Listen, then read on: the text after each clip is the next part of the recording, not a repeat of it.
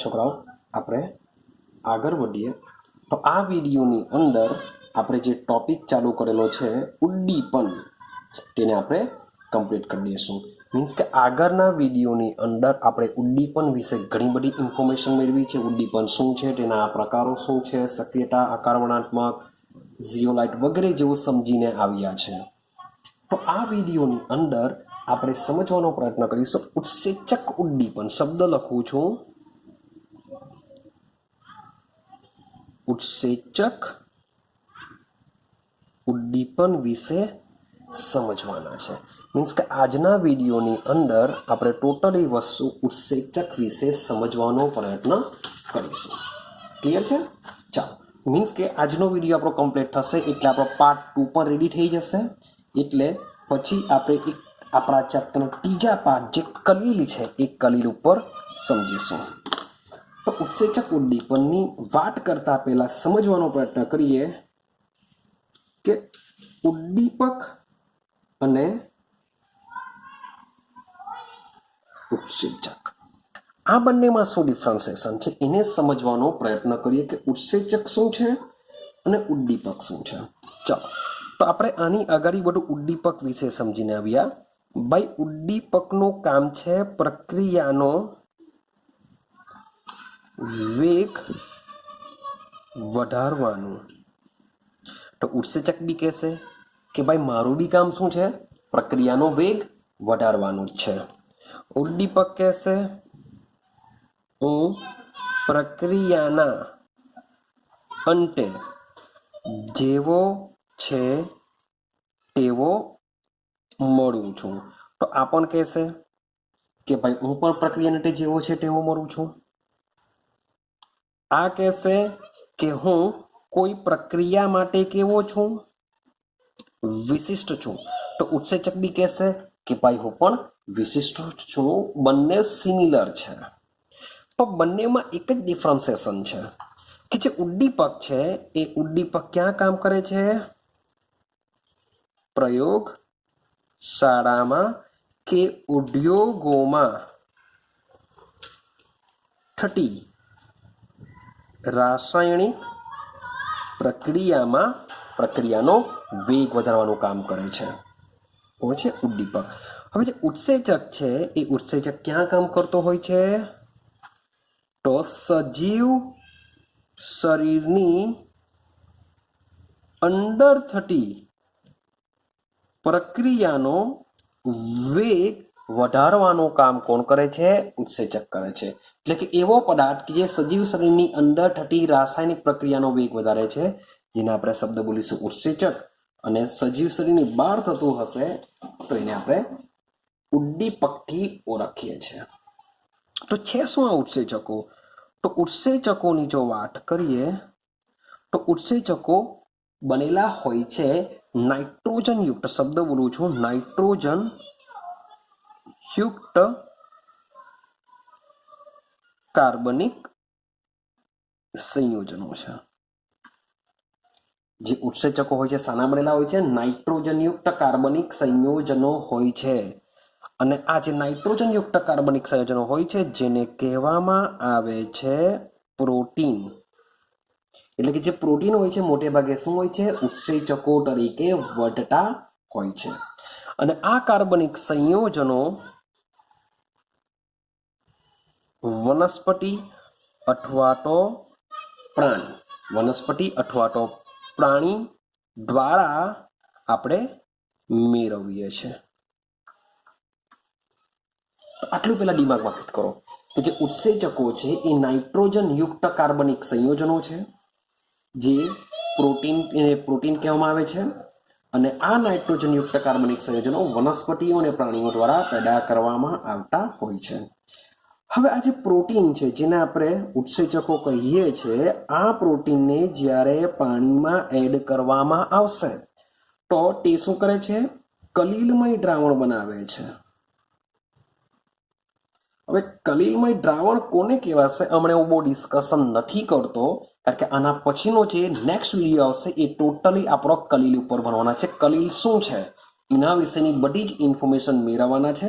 માટે હમણાં માત્ર એટલું યાદ રાખો કે જે પ્રોટીન હોય છે એને પાણીમાં જો એડ કરવામાં આવે તો એ શું કરે છે? કલિલમય દ્રાવણ બનાવે છે.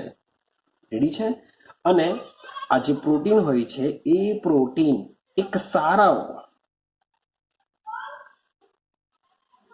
ઉદ્દીપક તરીકે વર્તે છે. એટલે કે શું કરશે? શરીરની અંદર થતી રાસાયણિક પ્રક્રિયાનો વેગ વધારવાનું કામ કરી શકે છે. ચાલો, તો સજીવની વાત કરીએ. સજીવમાં તમે પ્રાણી લેવ કે પછી વનસ્પતિ લેવ, તો એના શરીરમાં થતી જે રાસાયણિક પ્રક્રિયા છે એ રાસાયણિક પ્રક્રિયાને ઉદ્દીપ્ત કરાવવા માટે શાનો ઉપયોગ થાય છે? ઉત્સેચક ખૂબ જ જરૂરી પડતા હોય છે. ઉત્સેચકની હાજરીમાં જ આવી પ્રક્રિયાઓ થતી હોય છે. એટલે કે જે બધી જ ઉત્સેચક દ્વારા ઉદ્દીપ્ત થતી જે પ્રક્રિયાઓ છે એને જૈવ રાસાયણિક પ્રક્રિયા કહેવાય છે.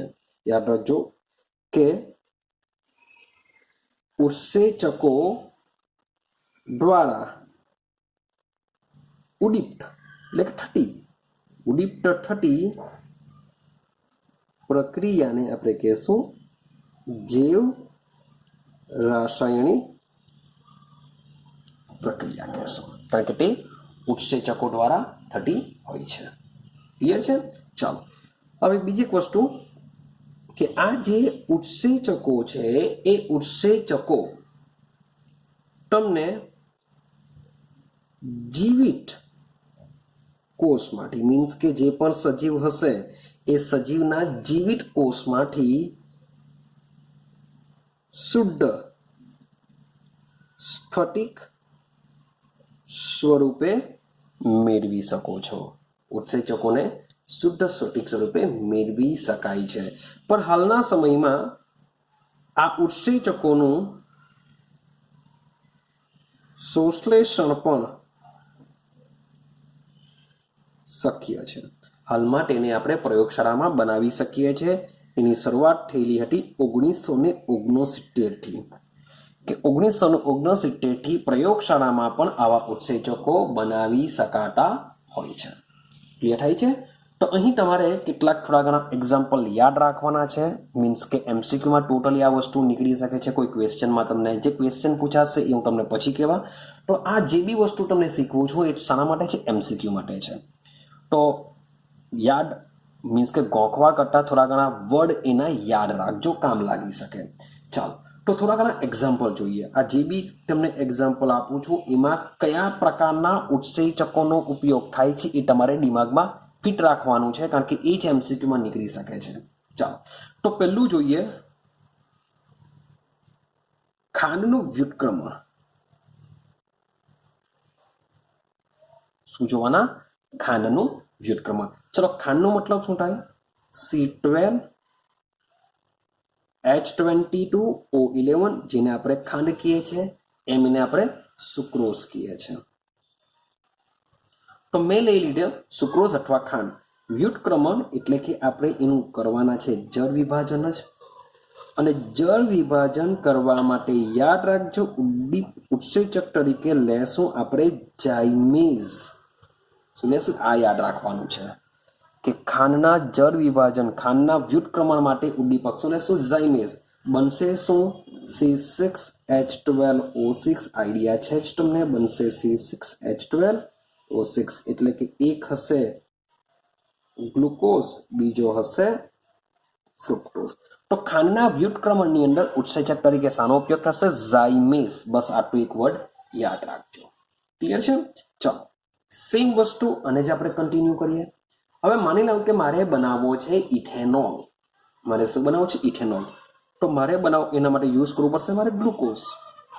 તો ગ્લુકોઝમાંથી મારે બનાવવો છે ઇથેનોલ. તો શું કરીએ? તો ગ્લુકોઝમાંથી ઇથેનોલ બનાવવા માટે લઈ લઈએ આપણે ગ્લુકોઝ C6H12O6. ચાલો, મેં લઈ લીધો ગ્લુકોઝ. આ ગ્લુકોઝનું કન્વર્ઝન આપણે શામાં કરવાના છે? C2H5OH વત્તા CO2. સોરી ફોર ધેટ, અહીંયા થોડીક મારી મિસ્ટેક થઈ ગઈ. સુક્રોઝ, સુક્રોઝ માટે જશે અંડર, એટલે sorry for that, it's my mistake, કે સુક્રોઝમાંથી આપણે વાપરવો પડશે ઇન્વર્ટેઝ. એવું યાદ રાખો કે અંડર જશે એટલે કે સુક્રોઝમાંથી બે ભાગ છૂટા પડશે અને એમાંથી પછી આવશે ઝાયમેઝ. એ મારી મિસ્ટેક છે.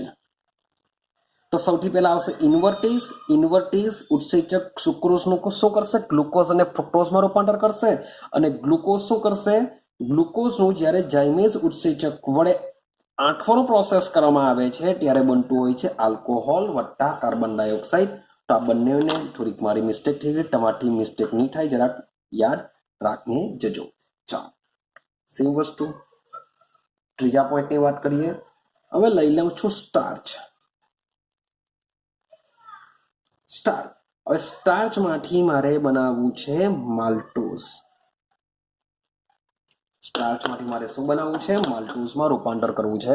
તો કઈ રાખું આના વિશે તમે મીન્સ કે 12th સાયન્સની અંદર મીન્સ કે આપણે પાછળના ભાગમાં જૈવિક અણુઓમાં આના વિશે ડિટેલમાં ભણવાનું છે. તો આ જે સ્ટાર્ચ હોય છે, સ્ટાર્ચ હોય છે પોલીસેકેરાઇડ કહેવામાં આવે છે. એને શું કહેવામાં આવશે? પોલીસેકેરાઇડ.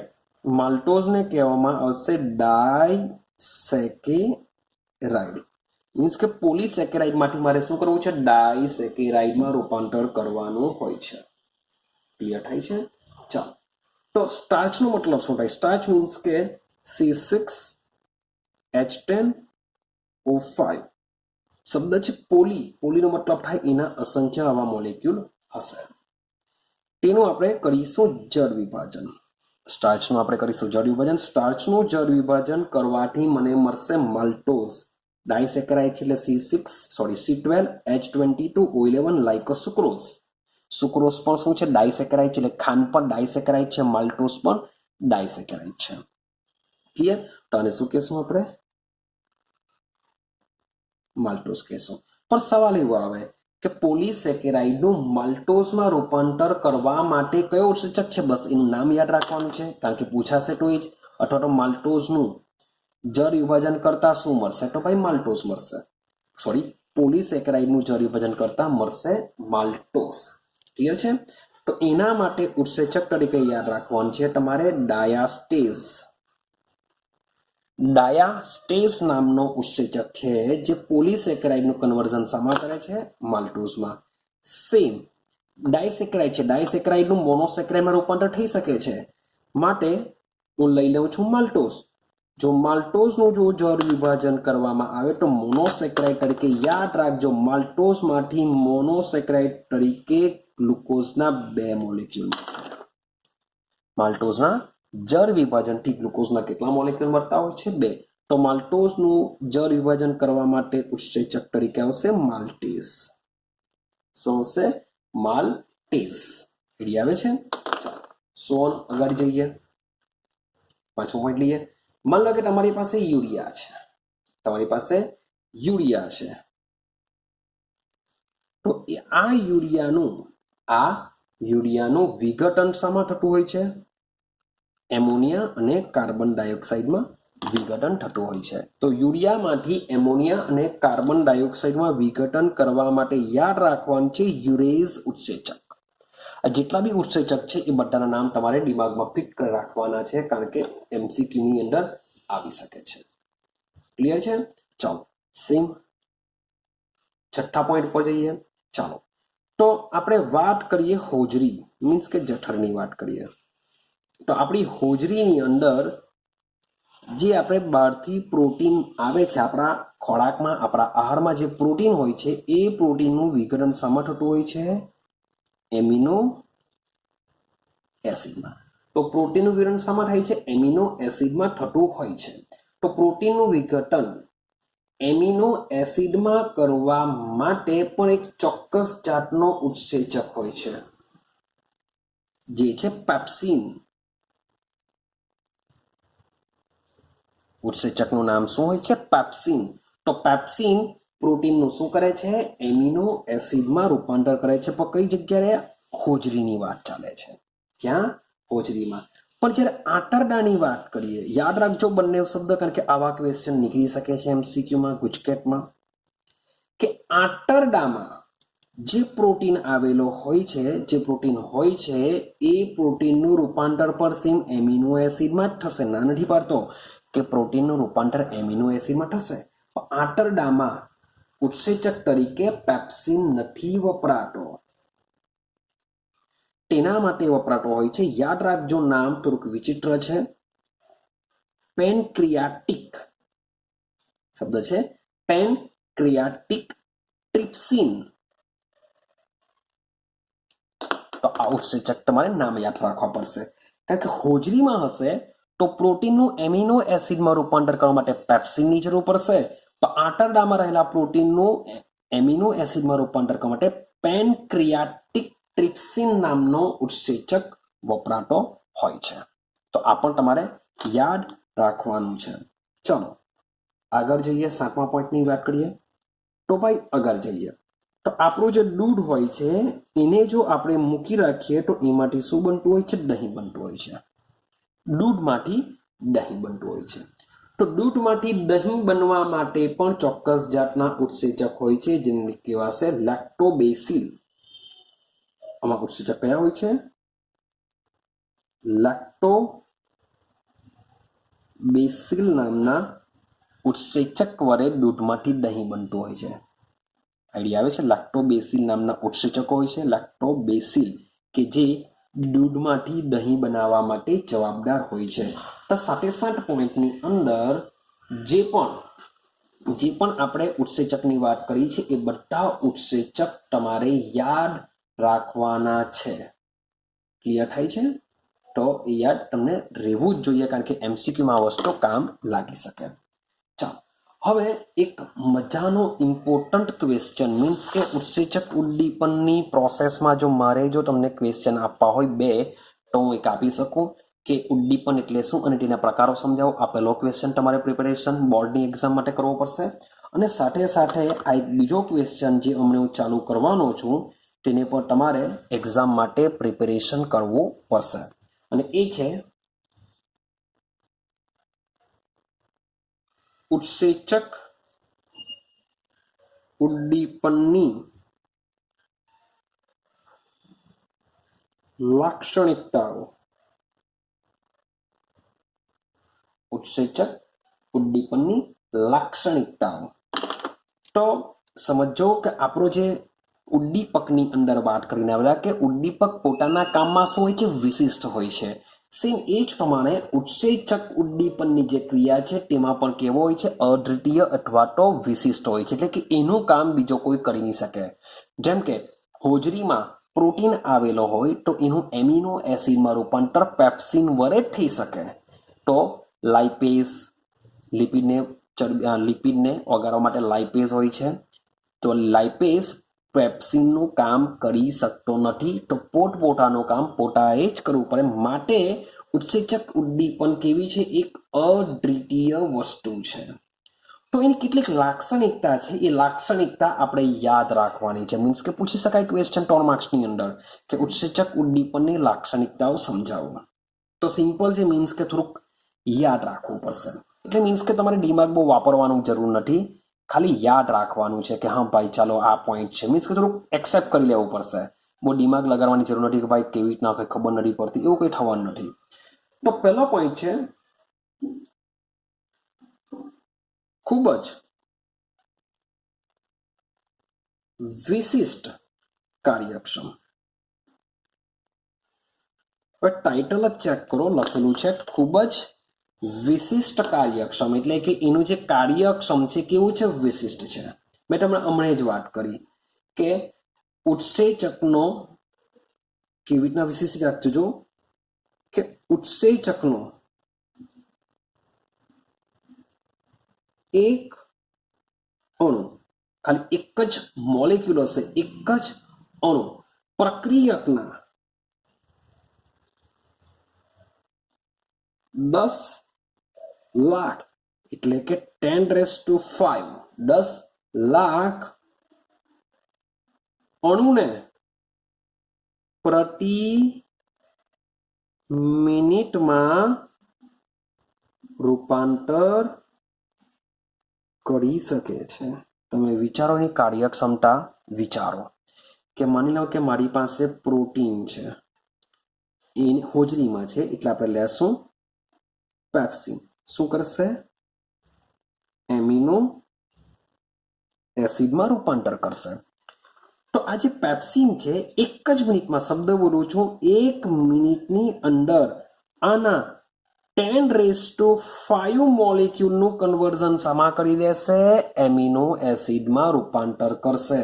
માટે જ એનું જે કામ હોય છે, કેવું હોય છે? ખૂબ જ વિશિષ્ટ હોય છે. તો માટે યાદ રાખવાનું છે કે ઉત્સેચકનો એક અણુ પ્રક્રિયકના 10 લાખ અણુને પ્રતિ મિનિટમાં રૂપાંતર કરવાની તાકાત રાખતું હોય છે. ક્લિયર આવે છે? ચાલો હવે બીજો, ભાઈ ઉચ્ચતમ વિશિષ્ટ સ્વભાવ. ઉચ્ચતમ વિશિષ્ટ સ્વભાવ. હવે શબ્દ જો વિશિષ્ટ સ્વભાવ, મેં તમને વાત કરી તેમ આગળના પોઈન્ટમાં કે ભાઈ પ્રોટીનનું વિઘટન કરવા માટે પેપ્સિનની જરૂર પડશે. તો ઇન્વર્ટેઝ લેવ કે જાઇમેઝ લેવ કે લાઇપેઝ લેવ, એ બધા ઉત્સેચકો પ્રોટીનનું એમિનો એસિડમાં રૂપાંતર કરવા માટે અસક્ષમ હોય છે. જેમ કે યુરિયાનું વિઘટન કરવા માટે યુરેઝ ઉત્સેચકની જ જરૂર પડશે. યુરેઝનું કામ બીજા કોઈ કરી શકતું નથી. એટલે કે દરેક ઉત્સેચક પોતાના કામમાં કેવું હોય છે? વિશિષ્ટ હોય છે. ક્લિયર થાય છે? તો શોર્ટ એન્ડ સિમ્પલ લખીએ છીએ કે કોઈ પણ દરેક ઉત્સેચક જે છે, એ દરેક ઉત્સેચક આપેલ પ્રક્રિયા માટે શું હોય છે? વિશિષ્ટ હોય છે. શા માટે વિશિષ્ટ હોય છે? શા માટે એકબીજાનું કામ કરી નથી શકતા? એનું રીઝન પણ તમને આ જ વિડીયોમાં, આપણો છેલ્લો પોઈન્ટ છે એનામાં તમને મળી જશે. ક્લિયર છે? ચાલો બાકીના એક્ઝામ્પલ જે છે એ એક્ઝામ્પલ હું તમને લખતો નથી, મીન્સ કે મેં તમને ઓરલી કીધેલું છે. ચાલો હવે ઉત્સેચક કયા તાપમાને કામ કરી શકે છે? તો અનુકૂળ તાપમાને સક્રિયતા. એટલે કે કયા તાપમાને ઉત્સેચકની સક્રિયતા ખૂબ જ વધારે હોય છે? આઈડિયા આવે છે? ચાલો તો જે ઉત્સેચક છે, એ ઉત્સેચકનું કામ હોય છે પ્રક્રિયાનો વેગ વધારવાનું. પ્રક્રિયાનો વેગ વધારવાનું કામ કરે છે. પણ એવું એક તાપમાન હશે, એ તાપમાને જ એ પ્રક્રિયાનો વેગ શું કરી શકે છે? મહત્તમ કરી શકે છે. તો આ તાપમાનને શું કહેવામાં આવે છે? એનું અનુકૂળ તાપમાન કહેવામાં આવે છે. તો આ અનુકૂળ તાપમાન કરતા નીચા અથવા તો ઊંચા તાપમાને જે પ્રક્રિયાનો મહત્તમ વેગ હોય છે, તેમાં શું થાય છે? ઘટાડો જોવા મળશે. એટલે કે જે ઉત્સેચક છે, ઉત્સેચક પોતાની જે ક્રિયા કરે છે, પોતાનો એ રિએક્શનનો જે વેગ વધારે છે, એના માટે તાપમાન પણ કેવું હોય છે? ચોક્કસ હોય છે. એટલા તાપમાનના ગાળામાં જ પ્રક્રિયાનો મીન્સ કે રાસાયણિક પ્રક્રિયાનો વેગ મહત્તમ કરી શકે છે. એના કરતા નીચા અથવા તો ઊંચા તાપમાને રાસાયણિક પ્રક્રિયાનો વેગ ભાઈ ઘટી જશે. તો કયું હશે આ અનુકૂળ તાપમાન? તો આ અનુકૂળ તાપમાન તમારે યાદ રાખવાનું છે 298 કેલ્વિનથી 310 કેલ્વિન ઉત્સેચકો માટે બેસ્ટ ટેમ્પરેચર હોય છે. યાદ રાખજો આ શબ્દ 298 એટલે કે 25 સેલ્સિયસ લઈને ચાલો, 25 લઈને ચાલજો. 25 સેલ્સિયસ એટલે કે 298. ચાલો તો 298 થી 310 કેલ્વિન તાપમાનનો ગાળો ઉત્સેચકો માટે કેવો હોય છે? યોગ્ય હોય છે. હવે આપણું જે માનવ શરીર છે એ બી જરાક સમજીએ કે જે માનવ શરીર છે, એ માનવ શરીરનું તાપમાન એપ્રોક્સિમેટલી કેટલું હોય છે? 310 કેલ્વિન ટેમ્પરેચર હોય છે. તો આટલું ટેમ્પરેચર બોડીનું અંદરનું હોવાને લીધે આપણી અંદર થતી જે રાસાયણિક પ્રક્રિયા છે એ ઇઝીલી થઈ શકે છે. કોઈ પ્રોબ્લેમ નથી હોતો. ઇઝીલી પ્રક્રિયાનો વેગ વધતો રહ્યો છે, કારણ કે આપણી બોડીની અંદર જે પ્રોટીન આવેલા હોય છે, એ દરેક પ્રોટીન આ મુજબની ક્રિયા કરતા હોય છે. પણ વિચારો કે જ્યારે માણસને તાવ આવે, ફીવર થાય, એટલે કે માનવ શરીરનું તાપમાન કેવું થવાનું? વધવાનું. માનવ શરીરનું તાપમાન એટલે કે 310 કેલ્વિન કરતાં વધી જશે. જો ટેમ્પરેચર વધે તો અંદર થતી જે પ્રોસેસ છે, પ્રોસેસમાં પ્રોબ્લેમ આવી જશે. માટે ડોક્ટર શું કરશે? ડોક્ટર પ્રયત્ન એવા કરશે કે એવી મેડિસિન આપશે કે જેનાથી તમારી બોડીનું ટેમ્પરેચર ઘટે. જો બોડીનું ટેમ્પરેચર જો ઘટી જાય તો અંદર થતી જે રાસાયણિક પ્રક્રિયા છે પાછી વ્યવસ્થિત થઈ જાય, જેને લીધે તમને જે પણ રોગ થયો હોય તે મટી જઈ શકે છે. મારે આ જે તાપમાન છે, તાપમાન તમારે યાદ રાખવાનું છે કે અનુકૂળ તાપમાને જ આપણા જે ઉદ્દીપકો છે એ કામ કરતા હોય છે. આઈડિયા આવે છે? ચાલો વાત કરીએ આપણે ચોથા પોઈન્ટની. ચોથો પોઈન્ટ શું છે? ચોથો પોઈન્ટ છે અનુકૂળ પીએચ. અનુકૂળ પીએચ હેઠળ સક્રિય. તો ભાઈ જેમ તાપમાન પણ તાપમાનનો અમુક ચોક્કસ ગારો ઉત્સેચકની ક્રિયામાં વધારો કરે છે, તેમ પીએચ પણ એ જ રીતની હોય છે. તો ભાઈ આ જેટલી પીએચ છે, પીએચનો ગારો છે એ તમારે યાદ રાખવાનું છે. પહેલા કઈ રાખો તો એ પીએચનો ગારો હોય છે 5 થી 7. તો 5 થી 7 વચ્ચે જો પીએચ હોય તો આટલી પીએચ જો હોય તો શું થશે? ઉત્સેચકો પોતાનું કામ વ્યવસ્થિત કરી શકે છે અથવા તો એ ખૂબ જ સક્રિય હોય છે આટલા ગારાની અંદર. તો માટે પીએચ કેટલી યાદ રાખીશું? 5 થી 7 પીએચ. ચાલો ત્યાર પછી યાદ કરીએ આપણે ઉત્તેજક અને સહ ઉત્સેચકની હાજરી. ચાલો તો ઉત્સેચક અથવા તો સહ ઉત્સેચકની હાજરી. કેટલીક વખત શું થશે કે ઉત્સેચકની સક્રિયતા, શબ્દ બોલું છું, કે જે ઉત્સેચક છે એ ઉત્સેચકની સક્રિયતા ભાઈ કેટલાક પદાર્થો હાજર હોય તો એ હાજર પદાર્થ શું કરશે? ઉત્સેચકને સહાય કરશે કે ભાઈ તું તારી મને એને પોઝિટિવનેસ આપશે એવું સમજીને. ચાલો એને કહેશે કે ભાઈ તું તારું કામ બરાબર વ્યવસ્થિત કર. તો આ જે પદાર્થો હાજર હોય છે એને કહેવામાં આવે છે સહ ઉત્સેચકો. યાદ કરો આપણે ઉદ્દીપકમાં પણ સેમ આવી જ વાત કરીને આવેલા.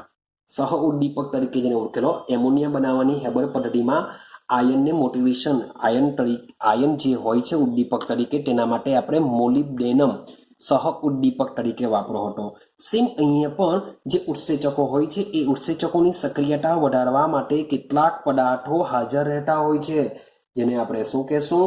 સહ ઉત્સેચકો કહેવામાં આવે છે. તો આ સહ ઉત્સેચકોની હાજરીમાં જે ઉત્સેચકો છે એ ઉત્સેચકોની ક્રિયાવિધિમાં શું થાય છે? વધારો થાય છે. એટલે કે એની સક્રિયતા કેવી થતી હોય છે? વધતી હોય છે. ક્લિયર થાય છે? ચાલો હવે સવાલ એવો આવે કે આ જે સહ ઉત્સેચકો છે, ઉત્સેચકો તો પ્રોટીનના બનેલા હોય છે, તો આ સહ ઉત્સેચકો બી પ્રોટીનના બનેલા હોય છે? તો ના, આ જે સહ ઉત્સેચકો હોય છે એ બિન પ્રોટીન હોય છે, જેઓ પ્રોટીનના બનેલા હોતા નથી. ક્લિયર છે?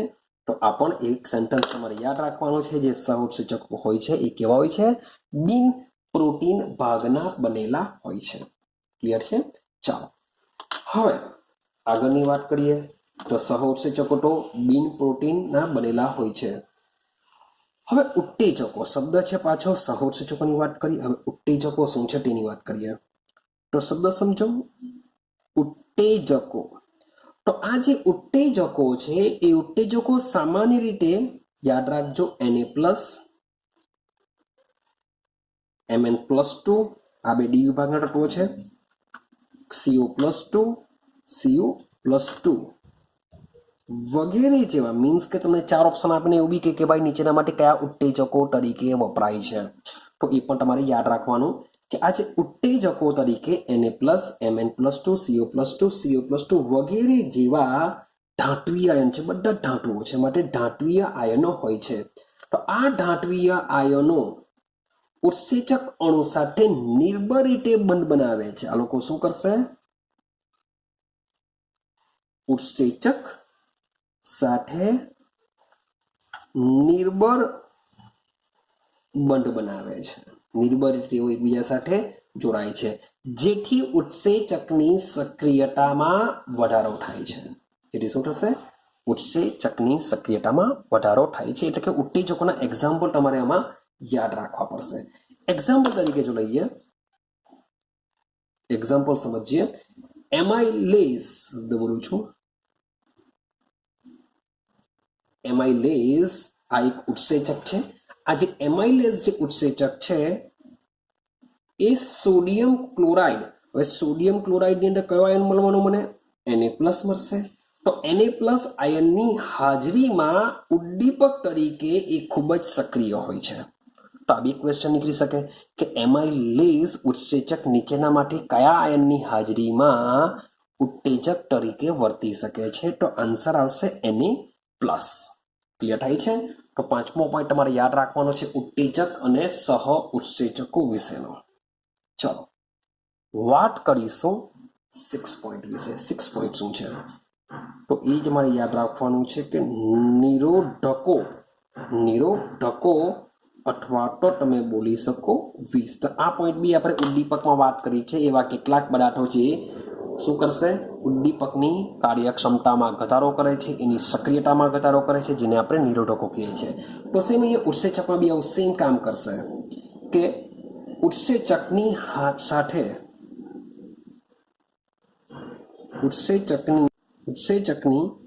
સાથે હાજર રહેલા કેટલાક પદાર્થો શું કરશે? ઉત્સેચકની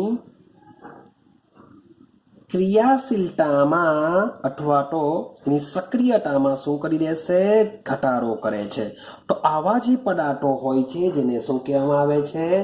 નિરોધકો કહેવામાં આવે છે, અથવા તો તેને વિષ પણ કહેવામાં આવે છે. ક્લિયર થાય છે? એ શું કરે છે હવે સમજો. તો આ જે પદાર્થો છે કેવી રીતના એની સક્રિયતામાં ઘટાડો કરે છે? તો આ જે નિરોધકો જે છે એ નિરોધકો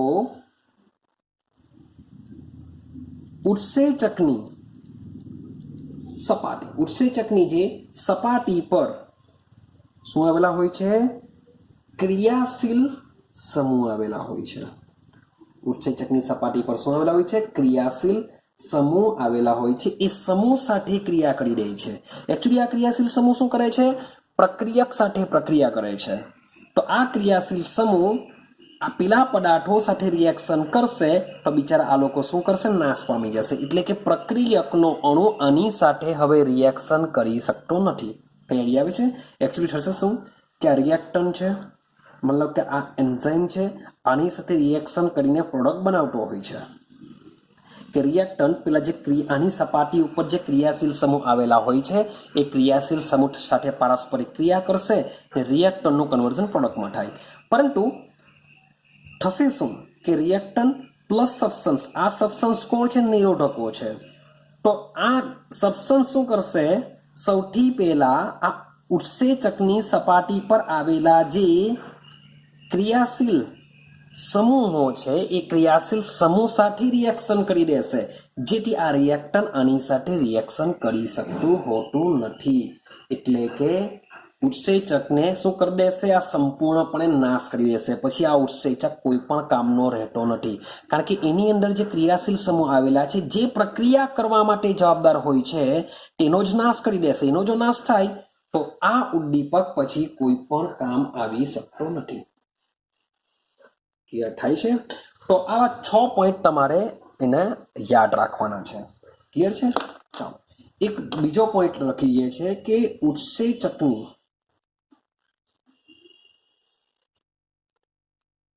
ક્રિયાવિધિ શું છે? તો આ ક્રિયાવિધિ ઓલરેડી તમને બીજા બધા ચેપ્ટરોમાં બી પાછી આવવાની છે. તો સેમ અહીંયા આપણે શોર્ટ એન્ડ સિમ્પલ ઉત્સેચકની ક્રિયાવિધિ સમજવાનો પ્રયત્ન કરીએ. તો સમજજો. ચાલો તો ભાઈ ઉત્સેચકની ક્રિયાવિધિમાં કોણ આવશે? ઉત્સેચક આવશે. હવે આ ઉત્સેચકની જે સપાટી છે એ સપાટી આપણે વાત કરીને આવ્યા કેવી હોય છે, કલિલમય હોય છે. કલિલમય હોવાને લીધે તેના પર શું આવેલા હોય છે, છિદ્રો આવેલા હોય છે. આટલું દિમાગમાં ફિટ કરી દો કે ઉત્સેચકની સપાટી કેવી હોય છે, કલિલમય હશે. તો કલિલમય હોવાને લીધે એની સપાટી પર શું આવેલા હોય છે, છિદ્રો આવેલા હોય છે. હવે મેઇન વસ્તુ છે કે આ જે છિદ્રો છે એ છિદ્રો શબ્દ લખું છું લાક્ષણિક આકાર ધરાવે છે. શબ્દ સમજો, છિદ્રોનો લાક્ષણિક આકાર હોય છે. છિદ્રોનો શું હોય છે, લાક્ષણિક આકાર હોય છે. કેમ લાક્ષણિક આકાર હોય છે, કારણ કે આ જે છિદ્રો છે એ છિદ્રો NH2 COOH SH OH વગેરે જેવા ક્રિયાશીલ સમૂહ ધરાવતા હોય છે. આવા ક્રિયાશીલ સમૂહ તેઓ શું કરતા હોય છે, ધરાવતા હોય છે, જેને લીધે તેઓ છિદ્ર ધરાવે છે. તો આ જે ક્રિયાશીલ સમૂહ છે એ ક્રિયાશીલ સમૂહ શું કરે છે, ઉત્સેચકની સક્રિયતા માટે જવાબદાર હોય છે. આ જે સમૂહ છે એ જ સમૂહને આપણે શું કહેશું, એના સક્રિય કેન્દ્ર કહેશું. શું કહેશું એને, સક્રિય કેન્દ્ર. કે આ કેન્દ્રને લીધે જ જે પ્રક્રિયાર્થી છે એ પ્રક્રિયાર્થી ઉત્સેચકની સપાટી ઉપર અધિશોષણ પામી શકે છે. કેમ, કારણ કે આ સક્રિય કેન્દ્રો શું કરે છે, છિદ્રો ધરાવે છે અને આ છિદ્રોનો લાક્ષણિક આકાર હોય છે. સમજાવો, બરાબર સમજો. માની લો કે મારી પાસે એક એન્ઝાઇમ છે. આ મારી પાસે એન્ઝાઇમ છે. આ એન્ઝાઇમ છે, આ સમજો કે પેપ્સિન છે. એક્ઝામ્પલ લઉં છું. આ મારી પાસે પેપ્સિન એન્ઝાઇમ છે. ક્લિયર છે? તો ભાઈ મારી પાસે પેપ્સિન શું કરશે, પ્રોટીનનું જ વિઘટન કરે.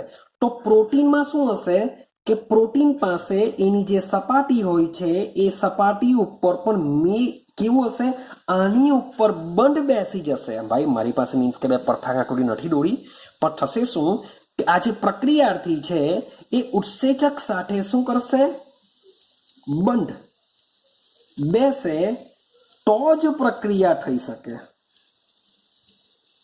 આઈડિયા આવે છે કઈ, કે આ જે સક્રિય અણુઓ હોય છે એ સક્રિય અણુઓ ચોક્કસ લાક્ષણિક આકાર ધરાવતા હોય છે એન્ઝાઇમનો. કે પેપ્સિનનો આકાર જો આવો હોય તો પેપ્સિનનો આકાર આવો હોય તો ભાઈ પ્રોટીન જે હોય છે એ પ્રોટીન આની સાથે બંધ બેસી શકે છે.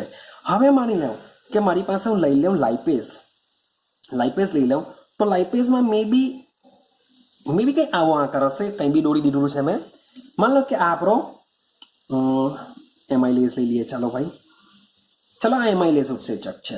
તો હવે જ્યારે પ્રોટીનનો મોલિક્યુલ મે બી આ રીતના જો હોય તો સમજો આ આની સાથે બંધ બેસી શકવાનો નથી. તો આ બે એકબીજા સાથે પ્રક્રિયા કરવાના નથી. તો આને મીન્સ કે સમજાવવા માટે તારાકૂચીનો ઉપયોગ કરવામાં આવે છે. જેમ કે કોઈ પણ તારું ખોલવા માટે એની એક પરફેક્ટ કી હોય છે. એનું શું હોય છે, એક પરફેક્ટ કી હોય છે. તો એ પરફેક્ટ કી દ્વારા તારું ખુલી શકે. એ જ રીતના આ શું હશે, મારો એન્ઝાઇમ છે. એ એન્ઝાઇમ પર ચોક્કસ આકાર છે. હવે થશે શું, મારી પાસે આ છે સબસ્ટન્સ. તો આ મીન્સ કે જો હજુ બી તમને કહું છું મારાથી ચોક્કસ મીન્સ કે આકૃતિ નહીં દોરાશે, તો સમજો કે આ તારું અને આ તારું લઈ લો, આ કૂચી લઈ લો, આ આપણો સબસ્ટન્સ છે. તો આની સાથે બંધ બેસી જશે તો જ આ પ્રક્રિયાથીનું શું થઈ જશે, પ્રોડક્ટમાં રૂપાંતર થઈ શકે છે. આઈડિયા આવે છે કંઈ? તો આ જે પ્રોસેસ છે એ એકચ્યુઅલી બે તબક્કામાં થાય છે. શું થશે, તો જેમ આપણે ઉદ્દીપનમાં વાત કરીને આવ્યા તેમ પેલી પ્રોસેસમાં શું થવાનું કે જે એન્ઝાઇમ છે એ સબસ્ટન્સ સાથે રિએક્શન કરીને એસ પ્રકારનું સક્રિયકૃત સંકીર્ણ બનાવશે. તો ભાઈ પેલામાં બી સંકીર્ણ બનતું જ હતું ઉત્સેચકમાં પણ, સોરી ઉદ્દીપકમાં પણ. ઉદ્દીપક પ્રક્રિયાથી સાથે જોડાઈને શું કરતું હતું, સક્રિયકૃત સંકીર્ણ બનાવતું હતું. તો અહીં પહેલા સ્ટેપમાં પણ સેમ સક્રિયકૃત સંકીર્ણ બનતું હોય છે. બીજા તબક્કામાં આ જે ES બન્યું છે એ ES માંથી શું થઈ જશે, એન્ઝાઇમ પાછું મળી જશે અને સબસ્ટન્સનું રૂપાંતર પ્રોડક્ટમાં થઈ જતું હોય છે. તો એઝ ઇટ ઇઝ સેમ વસ્તુ છે જેમ આપણે ઉદ્દીપકમાં વાત કરીને આવ્યા હતા, સેમ એઝ ઇટ ઇઝ ઉત્સેચકમાં આવશે. તો આઈડિયા આવતી હશે કે જે પેપ્સિન છે, પેપ્સિન માત્ર ને માત્ર પ્રોટીનનું જ વિઘટન કરી શકે, બીજા કોઈનું પણ વિઘટન નહીં કરી શકે. યુરેઝ યુરિયાનું જ વિઘટન કરી શકે. કેમ? કારણ કે યુરિયાના જે સબસ્ટન્સ હોય છે એનો જે આકાર હોય છે એવો જ આકાર તમને યુરેઝ ઉત્સેચકની સપાટી ઉપર જોવા મળશે કે જેથી તેઓ એકબીજામાં બંધ બેસી શકે તો જ પ્રોસેસ થઈ શકે છે. ક્લિયર થાય છે? તો આ છે ઉત્સેચક ઉદ્દીપનની ક્રિયાવિધિ. આ રીતના ઉત્સેચક કામ કરતા હોય છે. તો ઉદ્દીપનની અંદર મારા તરફથી હું તમને 2 ક્વેશ્ચન તમને કહું છું. પહેલો ક્વેશ્ચન છે ઉદ્દીપન એટલે શું અને તેના પ્રકાર સમજાવો. આ ક્વેશ્ચન કોઈ બી હિસાબે કરજો.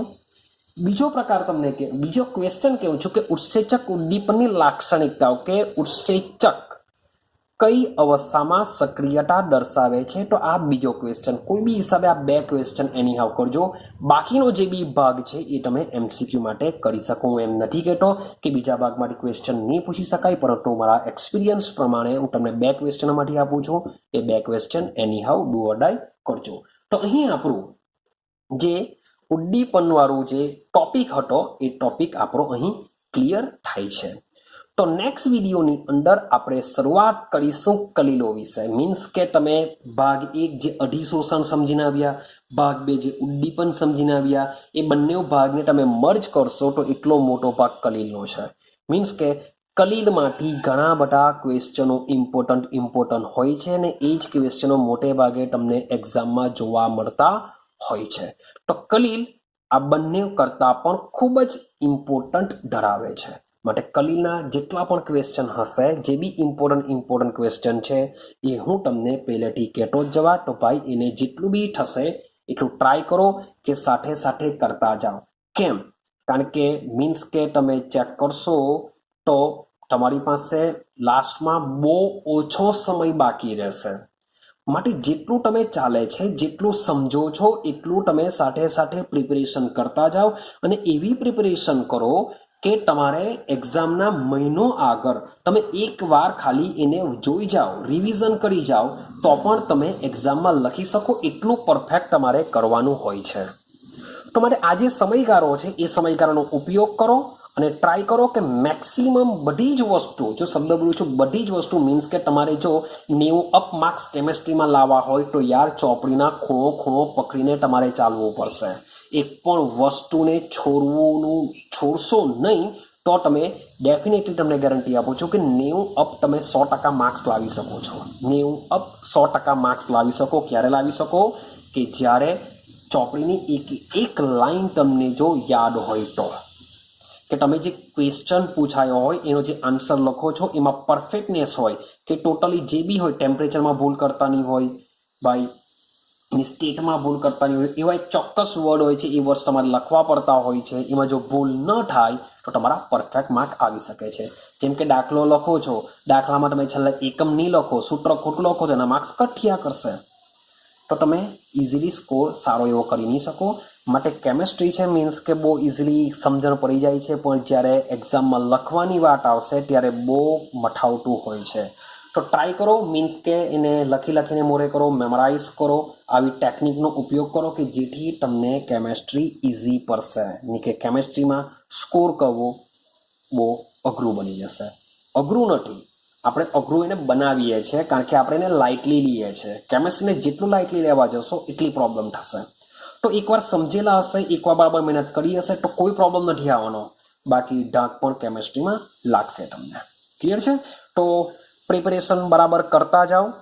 છે સિમ્પલ, બહુ કંઈ ધાર નથી મારવાની. થોડુંક કેવું છે, વાંચવા જેવું જ છે, મીન્સ કે થોડુંક મેમરાઇઝ કરવા જેવું હોય છે, બહુ સમજવાનું નથી એમાં. માટે મેં વિડીયોને ફટાફટ ક્લિયર કરેલો છે. તો મળીશું હવે આપણે નેક્સ્ટ વિડીયોની અંદર આપણા નવા પોઈન્ટ સાથે, કલીલો સાથે, જે મજાનો ટોપિક છે પોતાની અંદર, ને મોટે ભાગે ક્વેશ્ચન વધારે કલીલોમાંથી નીકળતા હોય છે. તો વેટ એન્ડ વોચ કરો નેક્સ્ટ વિડીયોની.